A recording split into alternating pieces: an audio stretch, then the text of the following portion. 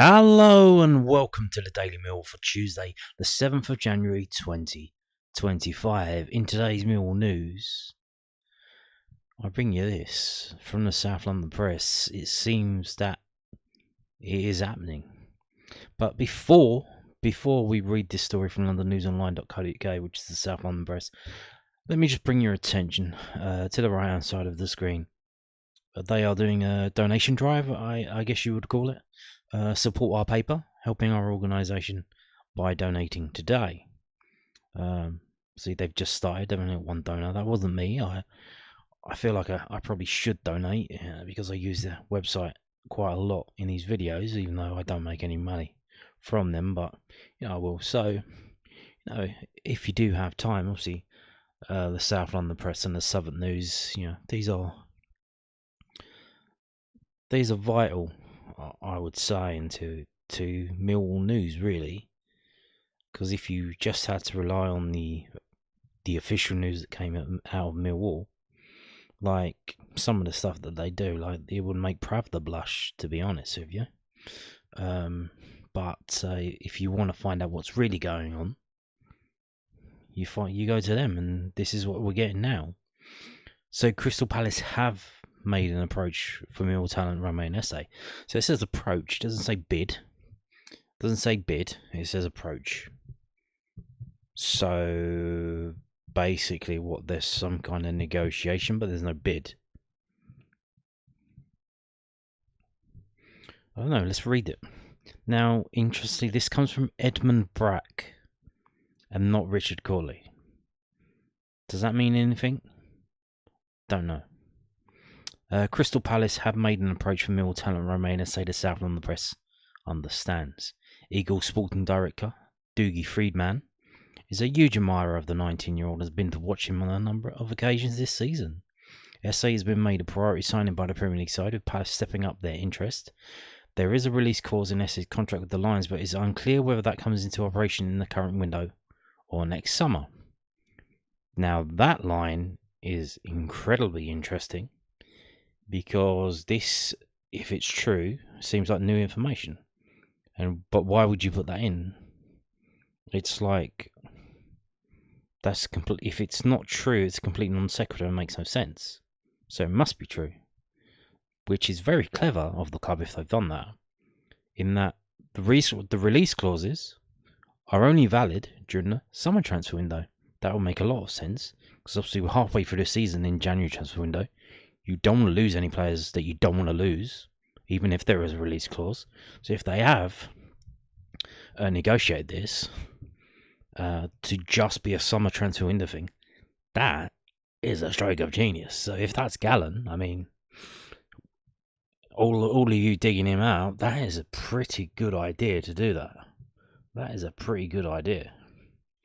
The Eagles remain keen on Liverpool winger Ben Doak, who's currently on loan to Middlesbrough. Palace saw a £12 million plus £3 million in add-ons rejected by Liverpool for the 19-year-old Scotland international. So there you go. Short and sweet, but confirmation. But it says an approach. So what do they contact Mill and say, look, Romain Esse, like, can we do a deal for him, or like what's you open to selling him, or what? So we knew this was coming. It's we're 7 days in to January now, transfer window. We've got to hold them off until 3rd of February. Can we? Hopefully. I don't know, but even if we don't, we're going to get a lot of money. As long as we don't go down, that's it's no good having a load of money and being in League One. Like, what's the point of that? And we got this. It's the same story from the southernnews.co.uk, and it's a bit more behind the scenes stuff. So Crystal Palace make Romain Esse move, the inside story of Mill's contract negotiations, and fears over losing Gem for less than £500,000. 6k views, very well done there. Very well done. That's good for them. The forwards Mill fans feared seeing together this month appeared on X on Monday night. Romain Esse, Fabrizio Romano. I told you yesterday, didn't I? I told you this. When this guy posts something, people sit up and listen. Feared, but not surprised, by Crystal Palace have made an approach to sign the Lions winger. It has become abundantly clear this season that SA19 is too good for the Championship and that he is destined for the Premier League or one of Europe's top leagues. His standout performance for the England Elite League squad, formerly the Under-20s, underlined his potential, while his two former Lions bosses, Gary Rowett and Neil Harris, praised him. Rowett, who handed him his debut, described him as a bright talent, while Harris predicted he would soon move to the top flight. While the teenager's stats do not immediately pop off the page, the eye test reveals all. Every game he pulls off a skill no one else on the pitch would even dare attempt. An audacious backheel, a flick around the corner, a pass over the top of the defence with the outside of his boot. His stats are still impressive, especially considering it's his first season as a regular starter. He's Millwall's joint scorer with 5 goals, and has the joint most goal contributions on the team. The goals are outstanding. A stunning solo goal against Bristol City, a powerful strike from outside the box against Norwich City, a well-timed run before a finish from a tight angle against Preston North End, a curled effort from inside the box after winning the ball high up the pitch against Plymouth Argyle. Time and time again, Esse has proved to be a difference maker for a Lions side that has not always been firing on all cylinders going forward. Yet Esse's magical season nearly did not happen. Promoted from the Millwall Academy 2 seasons ago, the teenager's contract was up in the summer of 2025 and he faced a difficult decision ahead of the 24-25 season. Clubs across the border were interested in Esse, and News then understands that the Lions faced the prospect of losing yet another talented youngster to Scotland for less than $500,000, far less than his actual value. It's happened before. Academy star Zach Lovelace was scooped up by Rangers in 2022, while talented defender Josh Stevenson signed for Brentford earlier this season, with a fee to be decided by a tribunal. Both chose not to extend their stays despite being offered new deals, leaving Millwall powerless to recoup fairer fees. Millwall were determined not to lose Esse in the same way. Director of Football Steve Gallen spent the summer negotiating his contract, eventually reaching an agreement in late August. Esse was a player the club had identified as someone who could make a real impact this season, and suggestions last summer that the teenager needed to go out on loan to a League One club were shut down. There was a catch. News that Den has been told, in order to tie Esse down, a release clause needed to be included in his contract, and the size of it was the biggest point of contention. Finding an agreement on the number took a long time, but it was eventually agreed upon, and if triggered, it would shatter the club's previous transfer record fee received. Well, of course. I mean, what is that anyway? What is our record transfer fee received? It's something stupid, like, is it Tim Cahill for $2 million or something? A source familiar with the situation revealed that while the eventual fee might not match Esse's true value, the club had to find a common ground on the release clause to get the contract signed. If they had pushed for a higher one, the contract might not have been signed. Well, a lot of fans are saying 20 million, 25 million. Like, they were saying that before. Like, before all this stuff, they were saying that in the summer. You know, before he had the season he's had so far this season, people were saying 20 million, 25 million. So if that's what's considered a fair price by the wisdom of the crowds, by the fans who watch him week in, week out, you would imagine if it's less than that, they're like, the number 12 million has been going around. So that's literally half of what everyone thinks he's worth. But like it says, it's better than nothing. Esse's form has several Premier League and European clubs circling like sharks, with some eager to secure his signature this month to avoid missing out in the summer. If a club meets his release clause, Millwall will have little recourse. If Esse goes, it will be a huge blow to the club. It would also present Millwall with a significant opportunity. The Lions have adopted a new transfer model predicated on developing youth players, selling them on for significant profit and then reinvesting the money back into the team. If executed properly, it will slowly but surely increase Millwall's squad value season by season and increase their chances of making the Championship playoffs. It's not a strategy that is appreciated by all. Harris was quite clear he was not enthused by it, but in the long run, it is likely the Lions' best chance of making the Premier League. Selling Esse would be a good start to that model. The teenager costs the Lions nothing in transfer fees, and if he goes, it would be a fee well into the 8 figures. In other words, pure profit to be invested straight into the team. Moreover, it is hard to hold on to a player who is clearly destined for a higher league. Esse has shone this season and has not caused a fuss despite all the interest in him. Those who have worked with him all speak of his excellent character and attitude. It's hard to find fault with the teenager for wanting to play at a high level. Esse is a homegrown hero and whose rise represents a success story not only for the Millwall Academy but for the club itself. The club has done everything it can to extract maximum value from its near inevitable sale. The Lions could reap the benefits from its departure for years to come. That's very well written, interesting stuff there. Basically a bit of new information and a summary of what's been going on. So now you know. Good stuff there from the Southern News. Now, also from the Southern News, we got this. Alex Neil on why this week is a huge opportunity for youngsters in the FA Cup and the words he'd use to describe Millwall's squad. Alex Neil believes that the week-long break before Millwall's FA Cup third-round clash with Dagenham and Rebbitch next Monday night will be crucial for both evaluating his squad and beginning to implement his tactical ideas. Neil was appointed Millwall boss last Monday and has had little time to properly assess his squad of matches coming thick and fast in the festive period. The Scotsman has taken charge of 2 games so far, a draw and a loss, and has not had many training sessions with the team. It's huge just to get some work into the players, be on the training pitch together, give them a really good understanding, of how we see ourselves playing going forward, and just understanding where we are currently, individually, and collectively, Neil said. In terms of what we're good at and what we're maybe not so good at, and we need to try and improve, an FA Cup tie with a National League side provides Neil the opportunity to give lesser used and academy players minutes in a Millwall shirt.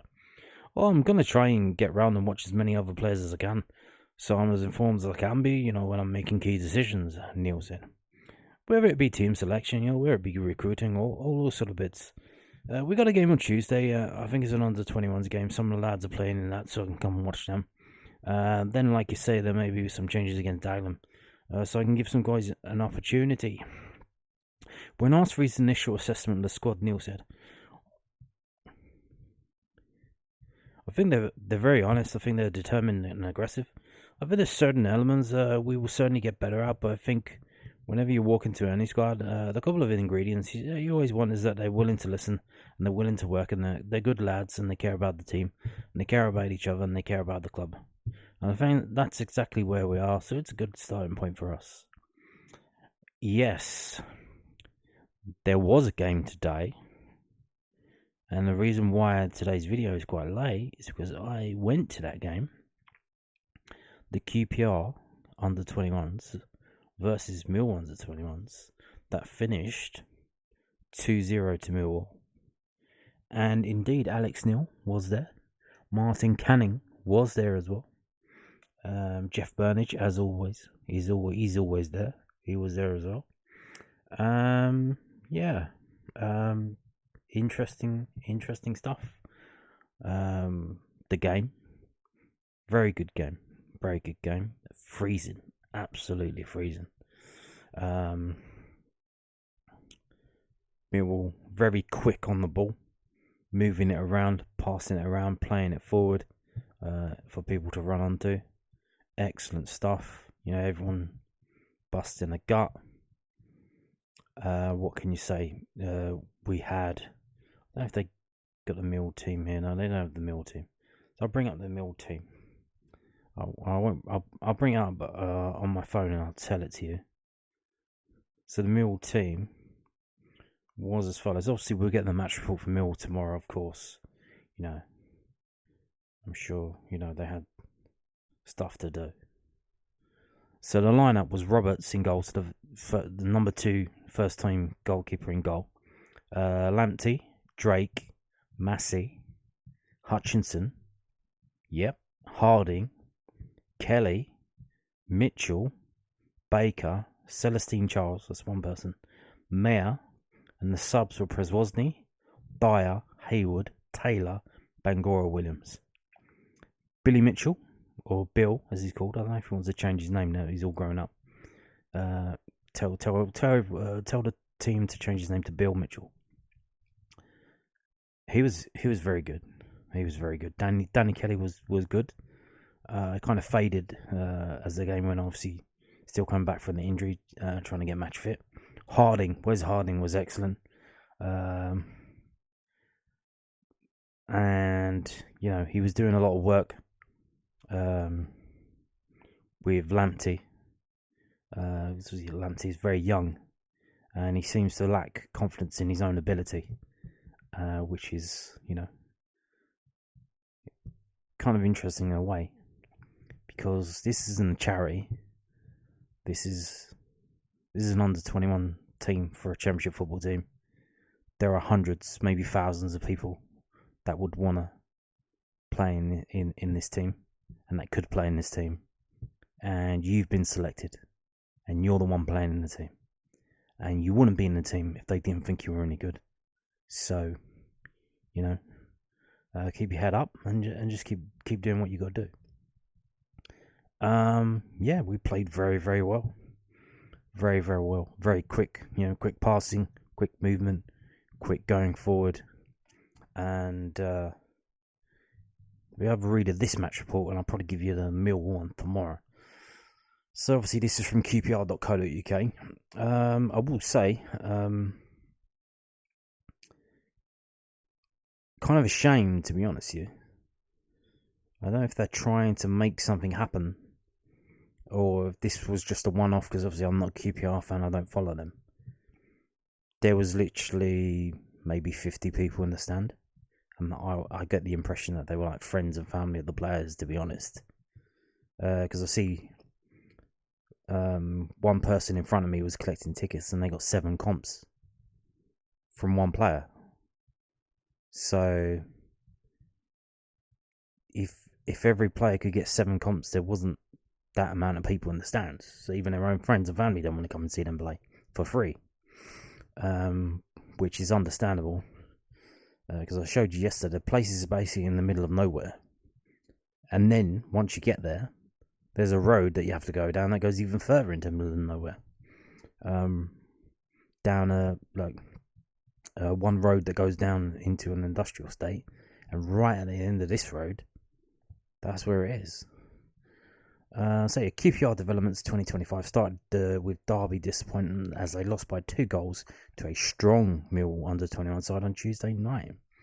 Once the team was announced, I went looking on Ladbrokes to see any bets, because this is basically half of our first team squad, really, and they basically stopped taking bets. I think they took it off. They knew it was going to be Millwall win. A first half penalty converted by Billy Mitchell and a second half strike from Sean Hutchinson secured all 3 points for the Lions in Professional Development League 2. Now, Sean Hutchinson scored a goal. What do you think? How do you think he scored? If I had to give you a guess, I'm going to guess that you would say header. Oh, no. Oh, no. I think it was from the secondary play from a corner, but he was on the edge of the box. Gets the ball. There's like tons and tons of people in front of him in the box. Probably had 10 players from our team and their team. He gets the ball, dribbles forward with it a bit, moves it, takes a touch to the side, whacks it along the ground into the corner of the goal. Wow. Who knew he could do that? Maybe we should be playing him up front. But yeah, wow. Despite having a large share of possession in the second period, Paul Furlong's young R's couldn't turn it into clear chances in the freezing conditions at the Sky X Community Stadium. Mill almost scored within 2 minutes of kickoff when Adam Mayer struck the post after a smart stop from Matteo Salomon. Did he? Oh, I missed that. The majority of the first half was played in the middle of the park, with few chances for either side after the first 2 minutes. For Rangers, Harry Murphy and Jake Leahy had long-range efforts in the 16th and 24th minutes respectively, but both sailed over the bar. Jake Leahy, is he related to Tom Leahy? In the 27th minute, Salomon was called into action again, making a fantastic save to deny Jadon Celestine Charles from close range. The best chance for the home side came through Rohan Vaughan, who hit a 38th minute shot over the bar after a clever cutback from Daniel Benny. Moments before half-time, the Lions were rewarded a penalty after Raffio Lamptey was brought down in the area despite complaints by Rangers players and fans. Yeah, that was a penalty. Mitchell converted in the 44th minute into Salomon's bottom left corner. 5 minutes into the second half, Mill doubled their lead through Hutchison, who drilled a low shot into Salomon's bottom right after QPR failed to clear a set piece. From the 55th minute onwards, our young R's had most of the ball in search of a way back into the game. Murphy and Emerson Sutton provided them the most threat, with Murphy pulling the strings and Sutton driving at defenders. Despite their attempts to disorganise Mill, Rangers couldn't quite find a way back into the game, and Mill took all 3 points back home with them. Yeah, I think that's because, I don't know if it was around the 55th minute, but probably it was on the hour mark, I would guess, that Wes Harding came off and Sean Nugent came off, and Harry Taylor and Jet Dyer came on, played in centre defence. So it wasn't as robust, I would say. But they did, we stopped them from getting anything. And I think they actually had better chances in the first half.